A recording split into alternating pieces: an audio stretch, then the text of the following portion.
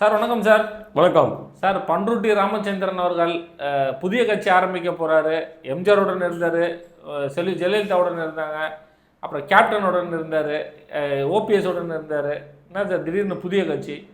இவர் ஒரு ஆமை பூந்த வீடும் அமீனா பூந்த வீடும் உருப்படாதுன்னு சொல்லும் போது இவர் எங்கெல்லாம் போகிறாரோ அது உருப்படாது. முதல்ல எம்ஜிஆர் நல்ல ஒரு மினிஸ்டராக இருந்தார். ஐநா சபைக்கு அமைச்சார். இந்திய சார்பாக போன ஒரு மினிஸ்டர், தமிழ்நாட்டு மினிஸ்டர்னா இவர் ஐநா சபைக்கெல்லாம் அமைச்சார். என்ன தெரியுமா பண்ணார்? எம்ஜிஆர் அவ்வளோ தூரம் நம்பிக்கை உள்ளவருக்கு அந்த யூரோப்பியன் யூனியன்லேருந்து ஒரு கோடி ரூபாய் அந்த டைமில் 1 கோடினா பெரிய விஷயம். எம்ஜிஆருக்கு ஒருத்தர் அனுப்புகிறான்.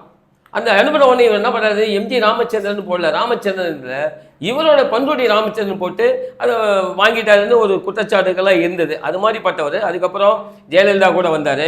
அந்த அம்மாவுக்கு நிறைய தெரிஞ்சு போச்சு, இவர் அரசியலுக்கான ஒரு ஆள் இல்லை, இவர் தன்னுடைய சொந்த குடும்பத்துக்காகவும் தன்னுடைய சொந்த நலன்களுக்காகவும் இருக்கக்கூடிய ஒரு ஆளுன்னு ஜெயலலிதா தெரிஞ்சனாலும் தூக்கி போட்டுச்சு. அதுக்கப்புறம் இவர் அங்கேயே சுற்றிக்கிட்டே இருந்தார், வேறு எங்கேயுமே இடம் கிடைக்காம. அப்புறம் பார்த்தீங்கன்னா கேப்டன் கிட்டே போனார். கேப்டனோட ஒரு என்ன இதுன்னா, கேப்டன் கிட்டே யார் போய் ஏதாவது உதவி கேட்டால் உடனே செய்வார். நம்ம பிரேமலதா மாதிரிலாம் இல்லை, உடனே செய்யக்கூடியார். சரி, ஓகே, அவர் வந்தார், ஒரு பெரிய பழைய கட்சி தலைவர், அப்புறம் அவருடைய இதெல்லாம் நம்ம எடுத்து செய்யலாம் அப்படின்னு வந்தப்போ இவர் என்னென்னா வந்த நாள்லேருந்தே காசு தான் இது பண்ணார்.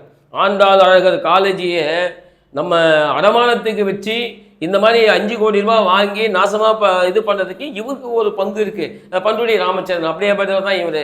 அங்கேயும் காலி பண்ணார். அப்புறம் அப்படியே இருந்து கொஞ்ச நாள் ஒடுங்கினே இருந்தார். ஓபிஎஸ் கிட்டே போனார்.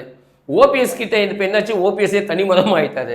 அதுக்கப்புறம் இப்போ என்ன பண்ணுறாருன்னா, எனக்கு தெரிஞ்ச வரைக்கும் இது பழம் பெருச்சாலி, இது காசு பக்கம் நிற்கிறது. எப்போவாவது ஒரு தடவை தாவேகா ஆபீஸினுடைய ஜன்னல் திறக்க மாட்டாங்களா, எட்டி பார்க்கலாமா அப்படின்ற ஒரு நிலைப்பாட்டில் தான் இவர் தனி கட்சி ஆரம்பிக்கிறேன் என்னமோ இருக்கு. அவங்க கட்சிக்கு என்ன பேருன்னு நினைவு கூட இருக்கா. 88 வயசு, உனக்கு என்னத்துக்கு தேவை? 88 வயசில் இனிமேல் போய் நாட்டுக்காக உழைக்க அவர் வருவாரா? யாராவது நம்புவாங்களா என்பது அது ஒரு கேள்விக்குறியாகவும் நகைச்சுவையாகவும் இருக்கிறது.